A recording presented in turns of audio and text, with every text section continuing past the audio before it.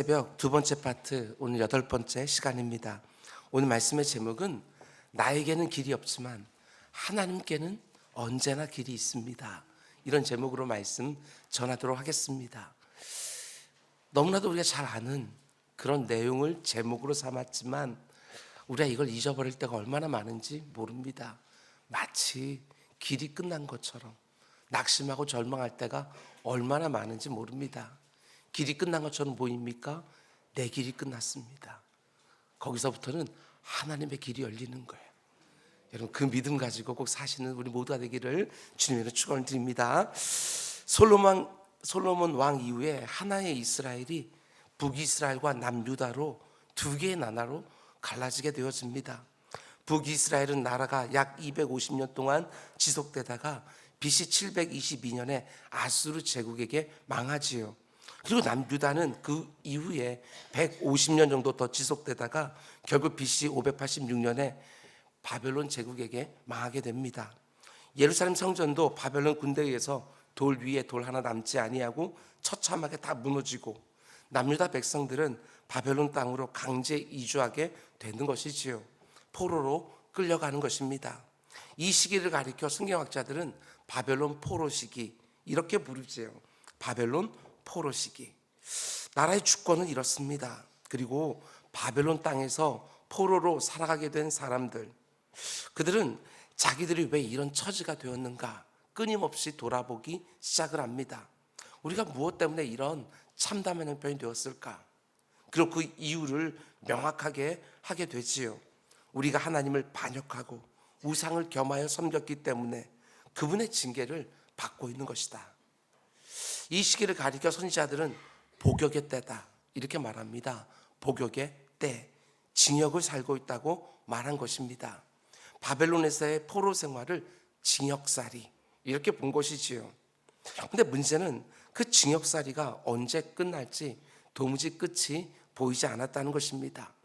하나님의 징계가 분명히 무기징역은 아닐 테인데 징계의 때가 끝나면 하나님이 이스라엘을 다시 회복시켜 줄 거라고 선지자들이 거듭거듭 선포했는데 문제는 그 징계의 때가 끝날 기미가 안 보이는 것입니다. 그래서 사람들은 절망하기 시작하지요. 하나님이 우리를 완전히 잊으신 것은 아닌가 의심하기 시작하는 거예요. 이렇게 절망이 가득하던 때에 이사야 선지자는 소망을 선포하기 시작합니다. 이제 복역의 때가 다 끝났다. 하나님 이제 곧 바벨론 포로에서 해방시켜 주실 것이고 가나안 땅에 돌아가게 해서 거룩한 성 예루살렘을 다시 세우게 해 주실 것이다. 소망의 메시지를 선포하기 시작합니다. 그게 바로 이사야서 66장 가운데 40장부터 이어지는 주된 메시지지요. 1장부터 39장은 마치 구약을 상징하는 것처럼 하나님의 심판과 징계가 예고되어져 있고 40장부터 마지막 66장까지 27장에서는 소망의 메시지가 선포되고 있는 거예요. 오늘 본문의 말씀은 그 대표적인 말씀입니다. 소망의 메시지는 계속해서 선포되고 있는데 문제가 뭐냐? 이스라엘 백성들이 믿지를 못하는 것입니다. 현실을 보면 그 말이 안 믿어지는 거예요. 하나님이 분명히 약속해 주셨지만 지금 내 이 참담한 현실을 보면 도저히 그 약속이 이루어지지 않을 것처럼 보입니다. 지금 내가 처해 있는 현실과 하나님의 약속이 너무나도 괴리가 느껴지는 거예요. 그래서 이스라엘 백성들은 이사야 선지자가 선포하는 메시지 앞에서 이렇게 부정적인 반응을 보입니다. 어제 새벽에 본 말씀처럼 야곱아 어찌하여 네가 말하기를 이스라엘아 어찌하여 네가 말하기를 내 길은 여호와께 숨겨져 있으며 내 송사는 내 하나님에게서 벗어난다 하느냐. 하나님은 우리 사정을 모른다 이렇게 생각했다는 것입니다. 아무리 하나님이 선지자들을 수없이 보내서 구원과 회복을 말씀하고 계시는데도 이스라엘 백성들은 하나님이 우리의 사정을 모른다, 우리의 형편을 알지 못한다 이렇게 말하면서 절망했다는 것입니다. 여러분, 이게 바로 우리 인생의 연약함, 여러분과 저의 연약함이기도 합니다. 지금 내 눈앞에 있는 현실의 문제가 너무나도 고통스러우면 하나님의 말씀도 안 믿어집니다. 하나님도 이 문제는 어쩌실 수 없을 거야, 그런 생각을 하는 것이지요. 하나님을 믿지 못하는 것입니다. 믿지 못하니까 절망하는 것이지요. 이렇게 지금 포로 생활하고 있는 이스라엘 백성들 사이에서 절망의 기운이 가득해지니까 이사야 선지자는 자기들의 역사 가운데 있었던 한 사건을 소환하는 것을 보게 되었습니다. 그 사건을 가지고 오늘의 이 모든 문제를 바라보라고 촉구하는 것이지요. 지난 역사 속에서도 하나님의 약속이 믿어지지 않았던 현실이 있었던 것입니다. 그때의 상황이 지금보다 더하면 더했지 절대로 못하지 않았어요. 그런데 하나님은 그때도 자신의 약속을 신실하게 이루어 주셨습니다. 이스라엘 백성들이라면 누구나 다 기억하고 있는 역사 속의 한 사건, 그게 무엇입니까? 이스라엘 백성들이 430년 동안, 무려 430년 동안 애굽에서 노예 생활했던 그 사건을 말하는 거예요. 우리가 잘 아는 것처럼 바벨론 포로 사건은요, 여러분 70년이면 끝이 납니다. 그런데 애굽에서의 노예 생활은 무려 430년. 430년 정도 그 안에 살고 있었다고 한다면 애굽에서 자신들이 해방될 수 있다라고 감히 상상도 못했을 거예요. 자기들의 조상이라고 여기는 아브라함에게 하나님의 약속은 분명히 주어졌거든요. 그리고 야곱에게도 분명히 주어졌어요. 너희들이 지금 이렇게 애굽 땅에 이주하지만 반드시 다시 그 가나안 땅으로 돌아가게 될 것이다. 하나님의 약속은 분명히 선포되어 있어요. 근데 430년 동안이나 노예 생활을 하고 있으니까 여러분 조선시대가 500년이에요. 여러분 430년 동안 그 포로 생활하고 있으니까 하나님의 약속이 도무지 믿어지지 않았지요. 그런데 하나님의 약속은 그대로 다 이루어졌어요. 정한 때가 되었으니까 하나님께서는 그 백성들을 다시 돌아가게 해주시는 거예요. 이사야 선지자가 그들 모두가 기억하고 있는 역사 속의 애굽 포로 생활과 그 출애굽 사건을 소환해서 지금 절망 중에 있는 그들에게 소망을 선포하고 있는 것이지요. 한마디로 하나님의 약속은 반드시 이루어진다, 그 말씀을 하고 있는 거예요. 이사야는 지금 하나님이 우리의 사정을 모르신다고 하나님을 의심하고 있는 이스라엘 백성들에게 하나님의 말씀을 이렇게 대언합니다. 오늘 보면 15절부터 17절까지 말씀이에요. 나는 여호와 너희의 거룩한 이요 이스라엘의 창조자요 너희의 왕이니라. 나 여호와가 이같이 말하노라.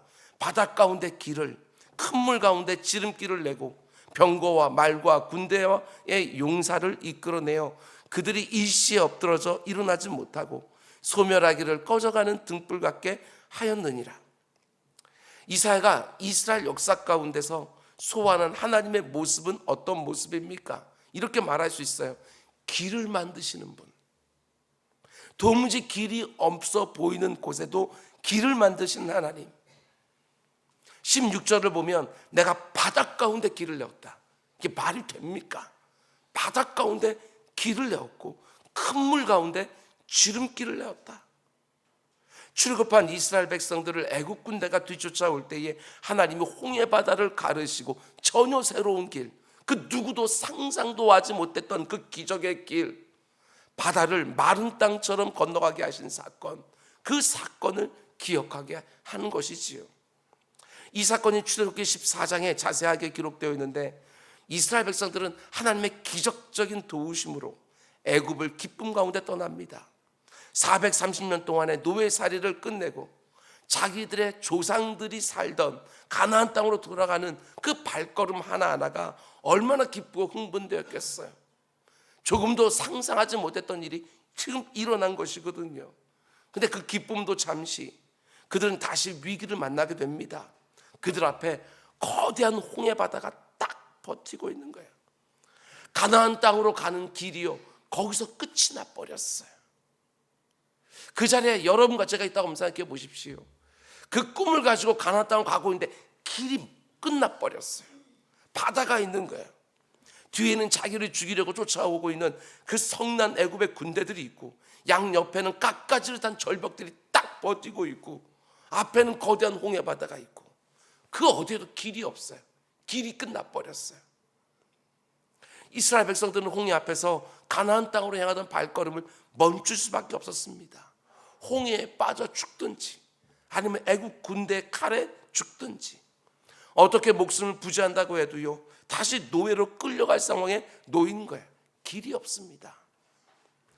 우리도 인생길을 걸어가다 보면 이런 상황 한 번씩 만날 때가 있습니다. 길이 끝난 것처럼 그렇게 보이는 거예요. 내가 전혀 예기치 못한 문제가 앞에 딱 있는데 그걸 해결할 수 있는 그 어떤 방법도 내게 없습니다.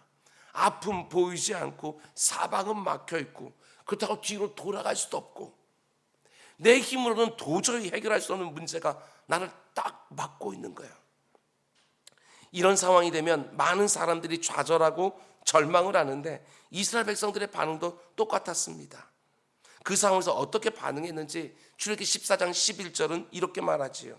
그들이 또 모세에게 이르되 애굽에 매장지가 없어서 당신이 우리를 이끌어내어 이 광야에서 죽게 하느냐. 어찌하여 당신이 우리를 애굽에서 이끌어내어 우리에게 이같이 하느냐.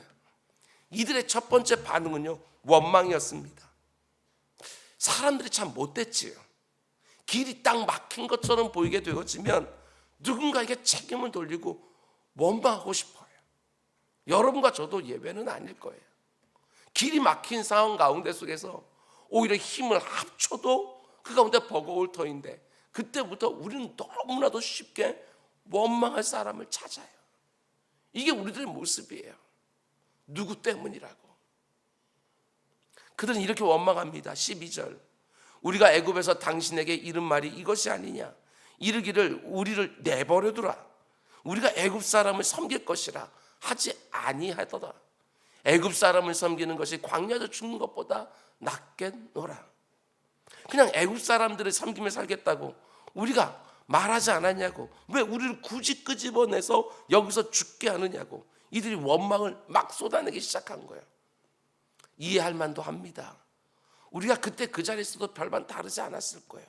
도무지 길이 없으니까, 도무지 살 도리가 없으니까 그 두려움에, 그 상실감에 원망을 막 쏟아놓기 시작한 거예요. 그러나 우리가 잘 아는 것처럼 이들은 바로 얼마 전에 하나님의 놀라운 역사를 눈으로 직접 다 본 사람들입니다. 애굽에 쏟아부으신 그 어마어마한 하나님의 10가지 재앙을 두 눈으로 보고 자기 몸으로 직접 체험한 사람들이에요. 그런데도 그런 기적을 아예 체험하지 않았던 사람들처럼 악한 말을 모세에게 막 쏟아내고 있는 거예요. 사실 모세에게 쏟아놓는 것이 아닙니다. 하나님을 향해 쏟아놓는 원망이었지요. 이들만 이러는 게 아닙니다. 여러분과 저도 이런 원망 너무나도 익숙해요. 하나님이 내게 허락하신 놀라운 간증들이 입에 여전히 묻어 있는데 뭔가 예상하지 못한 심각한 문제가 딱 생기기만 하면 그 간증 속에 있었던 하나님이 금방 잊혀져 버려요. 그 심각한 문제가 점점 내 피부에 다가오면서 너무나도 허망하게 내 입에서 원망이 쏟아지는 것이지요. 어제 내 입에 찬송이 쏟아져 나왔지만 오늘은 얼마든지 원망이 쏟아 나올 수 있는 그런 사람들. 믿음으로 산다고 말은 하지만 내가 간절히 바라던 일이 내 뜻대로 되지 않으면, 내 기대가 도무지 안 채워지면, 아니 내 인생에 이런 일은 없을 거라고 생각했던 너무나 낙심천만한 일이 생기기라도 하면 하나님 살아계시냐고 그분의 존재를 의심하고, 하나님이 내 사정을 알지 못한다고 그분의 사랑의 문제를 제기하기도 하고, 불평, 원망, 의심 너무나 쉽게 내 생각과 내 감정에 막 쏟아져 들어오는 거예요. 우리가 이 땅을 살아가는 동안 아무리 하나님을 온전히 붙들고 살아도 순간순간 내 인생길에 홍해가 나타납니다. 홍해가.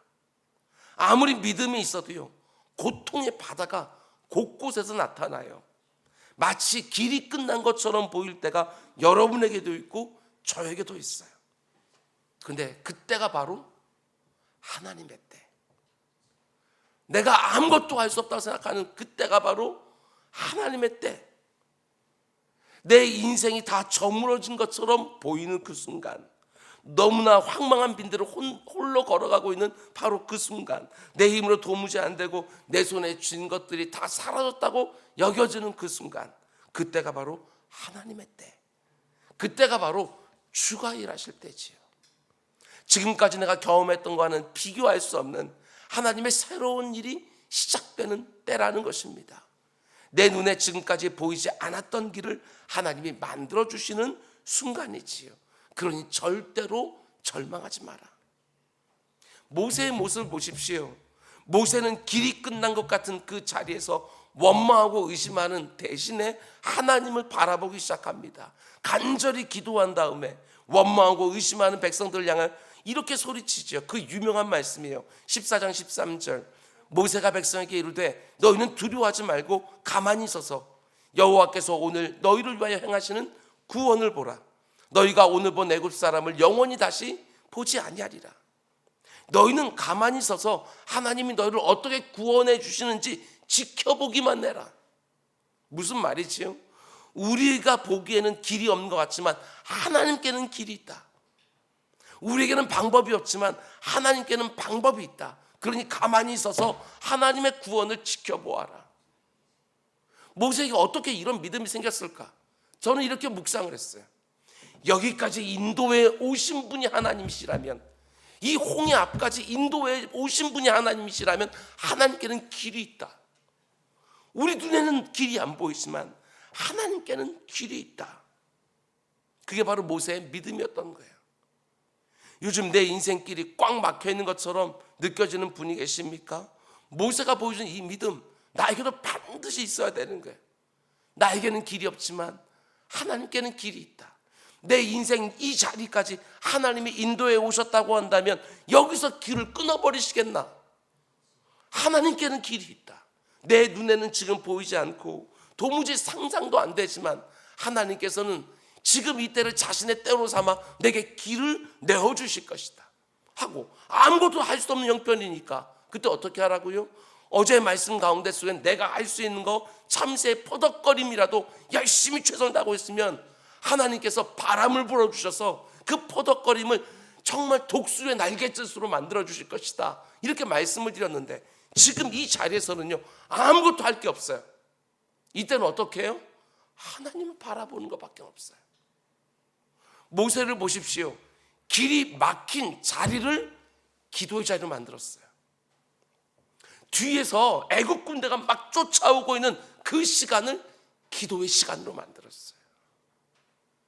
절망하고 낙심하는 것이 아니라 그 길이 끊어진 자리를 기도의 자리로 만드는 것이고, 모든 문제가 나를 막 옥죄오고 있는 그 시간을 기도의 시간으로 만드는 것, 이게 바로 성도가 절망과 낙심을 이기는 유일한 방법 아니겠냐고요. 우리 가운데 혹시 길이 끊어졌다고 생각하는 분이 계십니까? 지금 문제들이 막 지금 나를 옥죄오고 있는 그런 분들 계십니까? 근심하고 두려워하고 절망하고 낙심하는 것이 아니라 그 자리를 기도의 자리로, 그 시간을 기도의 시간으로 반드시 만들라. 내가 할 수 있는 것이 아무것도 없으니까 오늘날 너희를 구원하시는 하나님을 바라보라. 이것이 오늘 이사야 선지자의 말씀인 거예요. 어떻게 됩니까? 상상도 못했던 기적이 일어났어요.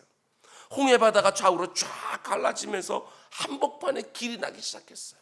이걸 누가 생각했겠어요? 역사상 아무도 걸어보지 못한 그 새로운 길을 하나님이 열어주셔서 그 수많은 이스라엘 백성들이 많은 땅을 건너는 것처럼 홍해바다를 건너간 것이지요. 길이 끝나버린 곳에서도 길을 내주신 하나님, 우리가 믿는 하나님이 이런 분이라는 거 절대로 놓치면 안 되는 거예요. 출애굽 사건을 통해서 우리가 만나게 된 하나님은 길을 만드시는 분이십니다. 웨이메이커, 길을 만드시는 하나님. 길이 끝나버린 것 같은 곳에서도 끝까지 하나님을 믿고 신뢰하며 기도하는 성도들에게 구원의 길을 내주시는 하나님. 근데 여러분, 신약시대로 넘어오면 이런 어마어마한 기적은 안 일어나지만 진짜 기적이 일어나요. 그게 무엇입니까? 우리 주님이 이 세상에 오셨을 때 이렇게 말씀합니다. 내가 곧 길이요. 구약에서는 하나님이 길을 내주셨는데 길이신 주님이 이 땅에 오신 거예요. 내가 곧 길이요. 길이 끝나버린 것 같은 자리에서도 전혀 새로운 길이 되어주신 분, 길이 끝났다고 생각되는 그 자리에서도 우리 주님이 친히 길이 되어주셨다. 여러분, 예수님이 어떻게 우리의 길이 되어주셨습니까? 이 땅을 살아가는 모든 인생들의 길이 끝나는 자리, 그게 어떤 자리예요? 죽음이에요. 죽음. 거기야말로 모든 인생들의 길이 끝나는 자리예요. 죽음을 앞둔 사람들에게 도대체 무슨 길이 있겠어요? 그런데 그 인생길이 끝나는 자리에서 영원한 생명으로 들어가는 길을 열어주시는 거예요. 우리 주님 말씀하신 것처럼 내가 곧 길이요. 그렇습니다. 죽음 앞에 있는 인생들에게 영원한 생명으로 들어가는 전혀 새로운 길을 열어주셨습니다. 십자가 위에서 자기 몸을 쫙 다 찢었을 때 그때 어떤 일이 벌어집니까? 성전을 가로막고 있는 그 휘막이, 성전과 지성 사이 가로막고 있는 그 휘막이 위에서부터 아래로 쫙 찢어져요. 그 길이 나는 거예요. 하나님께 갈 수 없었던 그 죄인들이 누구나 갈 수 있도록 길을 내주신 거예요. 우리 주님이. 우리가 예수 그리스도를 나의 구주로 믿으면 내 인생이 끝나는 그 죽음의 자리에서도 영원한 생명으로 이어지는 길을 만나게 되어지는 것이지요.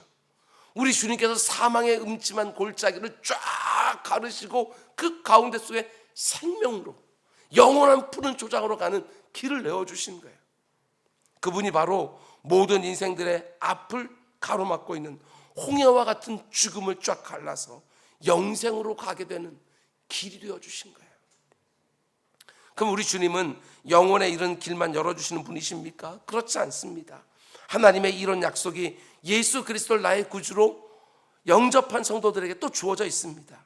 우리가 지난주에 묵상했던 로마서 8장 말씀처럼 자기 아들을 아끼지 아니하시고 우리 모든 사람을 위하여 내어주신 이가 어찌 그 아들과 함께 모든 것을 우리에게 주시지 아니하겠느냐.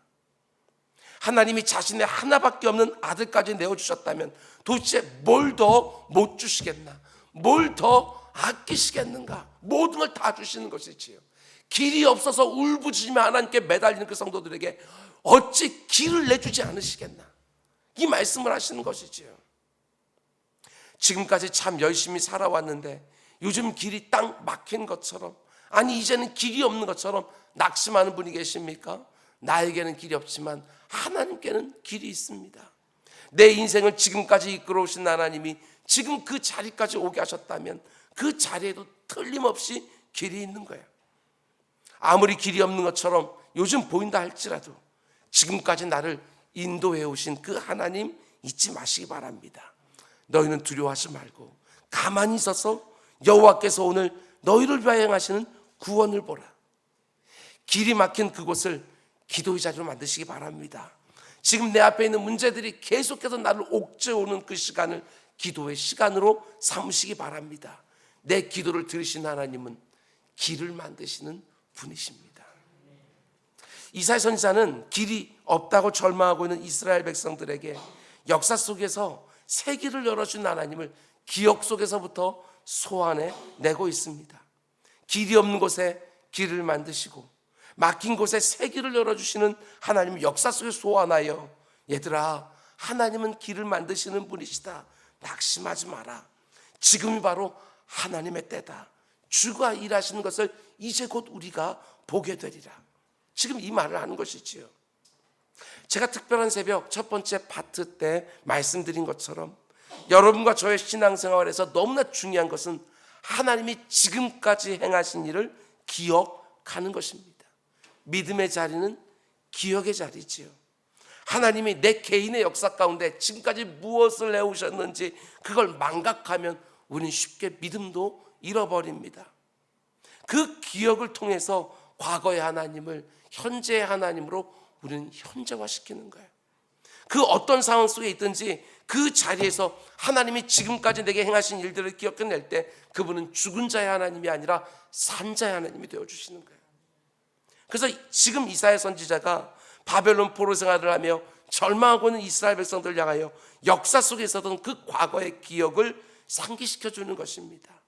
우리가 믿는 하나님은 길을 만드시는 분이시다. 홍해 가운데서 길을 내시고 광야 가운데 길을 내서 우리 조상들을 가나안 땅으로 인도해 주신 하나님이 오늘 우리에게도 길을 내주셔서 반드시 바벨론 땅에서 예루살렘으로 돌아가게 하실 것이다. 가만히 있어서 잘 봐라. 하나님이 어떻게 길을 내주시는지 잘 봐라. 이런 소망의 메시지를 지금 선포하고 있는 거예요. 그런데 진짜는 그 다음에 나옵니다. 이사야 선지자는 과거의 기억, 출애굽 사건을 소환해서 그들로 하여금 기억을 새롭게 한 다음에 이제는 전혀 다른 말을 해요. 얼마나 다른 말을 하느냐. 18절과 19절 말씀 보십시오. 너희는 이전 일을 기억하지 말며 옛날 일을 생각하지 말라. 보라, 내가 새 일을 행하리니 이제 나타날 것이라. 이게 앞뒤가 맞습니까? 방금 전까지 앞에서는 하나님이 과거에 행하신 일을 기억하라고 말해놓고 이제는 뭐라고 말해요? 더 이상 이전 일을 기억하지 말라고. 옛적 일은 생각도 하지 말라고. 아니, 기억해라, 생각해내라 이렇게 말한 다음에 곧바로 기억하지 마라, 생각하지 마라 이렇게 말하고 있는 거야. 이 본문 굉장히 우리에게 유명한 구절인데 이렇게 앞뒤가 안 맞는다는 거 여러분 아셨습니까? 그러고 나서 하나님은 분명하게 말씀하셔요. 보라, 내가 새 일을 행하리니 이제 나타낼 것이라. 왜 이렇게 앞뒤가 다른 말씀을 하실까? 이런 의미입니다. 하나님이 과거에 행하신 일들을 기억하는 거 너무너무 중요하지만 과거의 하나님을 소환해서 오늘의 하나님으로 온전히 내가 받아들이고 나서 낙심을 이겼다면 이제부터는 하나님이 무슨 일을 하실지 이제는 기대해라, 이 말이에요. 다시 말씀드립니다. 하나님이 과거에 행하신 일들을 기억해서 오늘의 하나님으로 딱 소환하여 낙심을 이겨냈다고 한다면 이제는 하나님이 무슨 일을 하실지 기대해라. 기억하는 것으로 끝나는 게 아니라 기억했으면 기대하라는 거예요. 하나님은 우리의 과거의 기억 속에만 갇혀있는 분이 아니라는 것입니다. 우리의 현재와 미래에서 우리가 생각하고 구하는 것을 훌쩍 뛰어넘어서 또다시 역사하시는 분이시다. 하나님이 이루어가실 그 새일, 그걸 기대하라는 거예요. 과거의 기억을 넘어서 현재의 삶에서 하나님을 새롭게 경험하는 것, 그게 바로 믿음 아니에요? 오늘 우리에게 적용하게 되었으면 여러분 이거 다 성경에 있는 말씀, 하나님이 과거에 행하신 일들 아니에요? 근데 그냥 과거에 행하신 일들만 우리 묵상하면서 하나님은 이런 분이시다, 여기서 끝이 납니까? 그렇지 않습니다. 과거의 하나님으로 성경 속에만 딱 가둬놓고 있는 것이 아니라 그 과거에 이 일을 하신 하나님이 오늘도 살아서 역사하시는 분, 그래서 내 삶 가운데 속에서 이 역사가 일어날 수 있다고 믿는 것, 그게 바로 신앙 생활이라는 거예요. 지금 내가 처한 상황 가운데 속에서도 하나님은 길을 내신다, 여기까지 나가셔야 되는 것이지요. 그저 길을 내신 하나님 성경 속에 가둬놓는 것이 아니라 지금 내 앞에 길이 끊어진 것 같은 그 상황 속에서도 길을 내시는 하나님 기대하라는 거예요.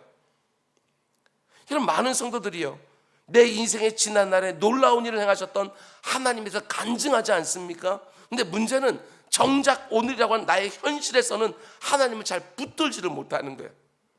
과거에 그 위대한 일을 행하셨던 하나님이 동일하게 오늘 내 삶의 문제에서도 일하실 거라고 잘 믿지를 못하는 거예요.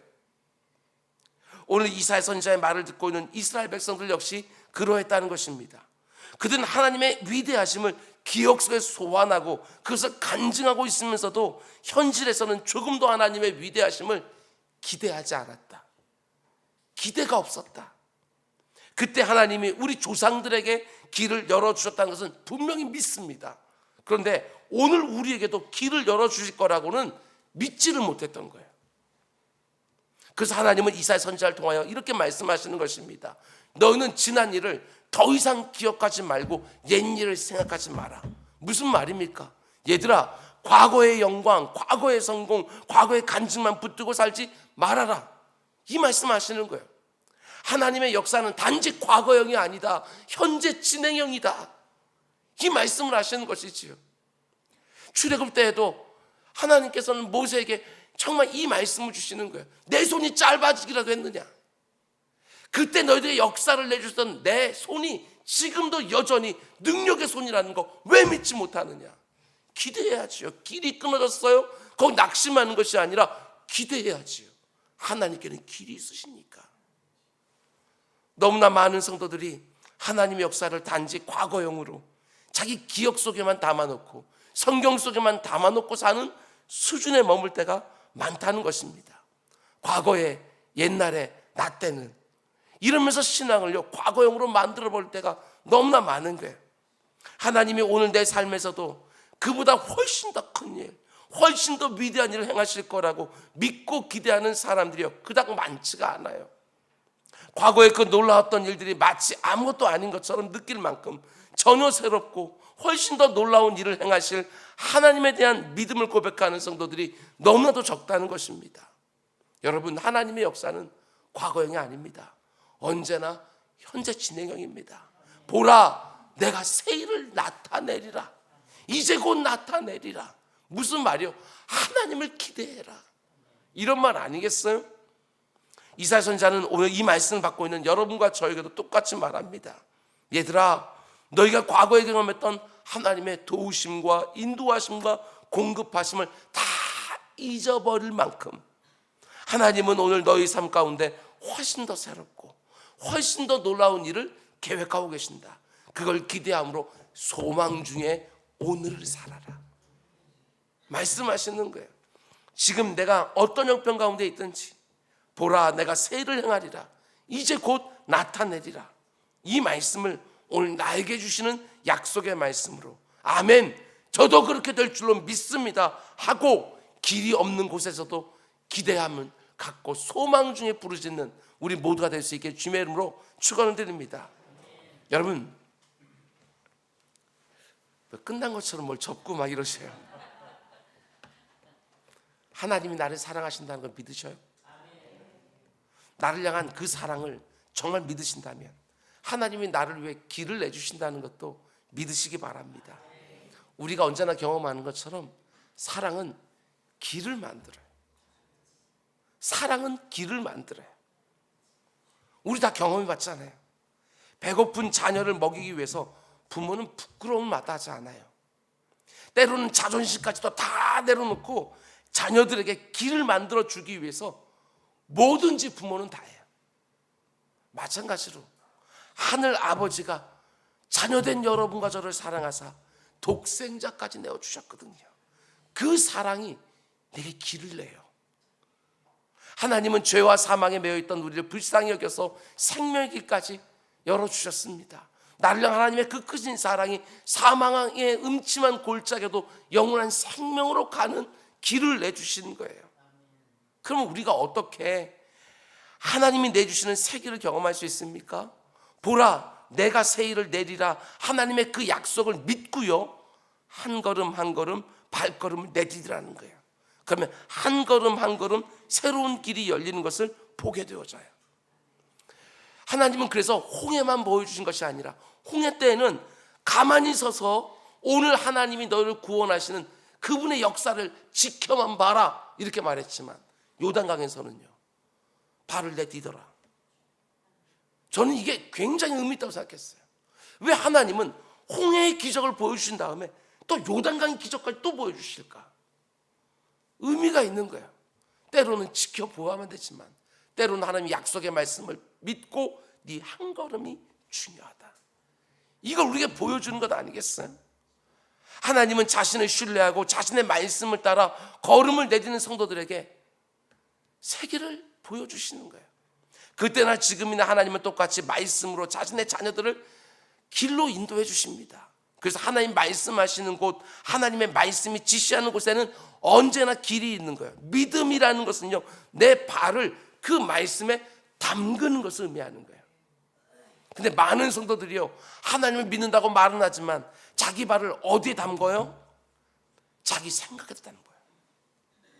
이 세상에 말하는 방법에다가 자기 발을 담궈요. 그러니 길이 안 나타나지.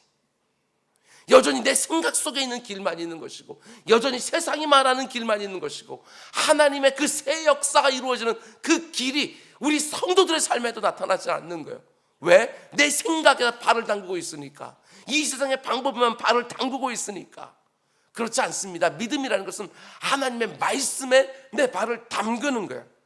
말씀이 지시하는 방향, 말씀이 가르치는 방법, 오직 그것을 내 인생의 길로 삼는 것이지요.